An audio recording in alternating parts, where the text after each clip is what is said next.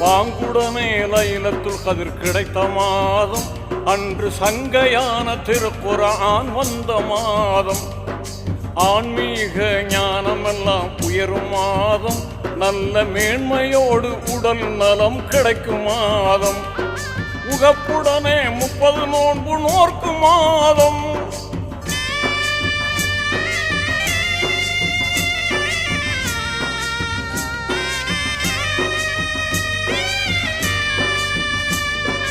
உகப்புடனே 30 நோன்பு நோர்க்கும் மாதம் என்று உன்னதமான வழிகாட்டும் கண்ணிய மாதம், நல்ல புண்ணிய மாதம்.